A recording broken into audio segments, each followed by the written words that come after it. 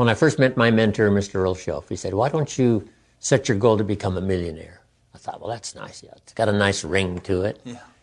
And then he added, for what it will make of you to achieve it. And it was a whole different kind of refinement of philosophy that really got me.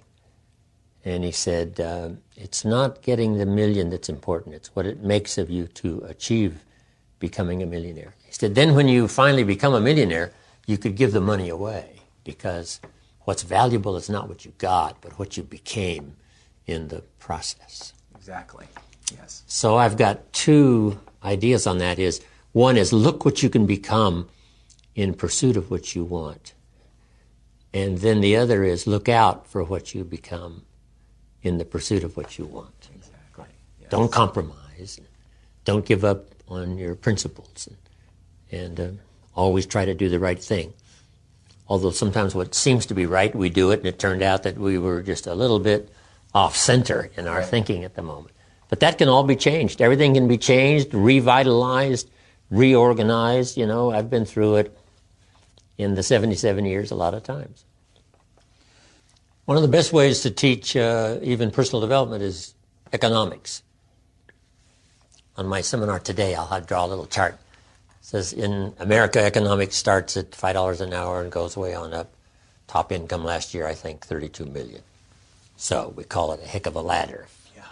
From $5 an hour up to $32 million for 1 year's work. But the key to earning more money is to become more valuable. And that's part of the key, is to develop multiple skills. And these days it'd be a good idea to learn more than one language and just become more and more valuable to the marketplace. That's how you get paid. So the key is not just to work to get a paycheck, but it's to work for your own personal development, so that if you become twice as valuable, chances are excellent you'll make twice as much money. If you become 10 times more valuable than you were, 1, 2, 3, 4 years ago, you can make 10 times the money. I looked back just the other day and found out, sure enough, my mentor was right. It would be possible to multiply my income someday by 10. Then after I multiplied it by 10, to multiply it by 10 again. And as I looked at my income over these last years, that formula really did happen for me. It's amazing. But it takes a look at where you are, and especially for kids, good money management is a good place to start.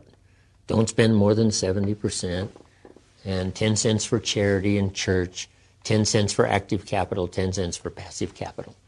Just some little program on setting goals, money management, personal development, reading a couple of books a week, whatever. Some, setup of programs that will help them in the achievement, not just getting good grades in school, but their personal development as well. Because self-education is the process that really counts. Formal education gets you a job, but self-education gets you rich.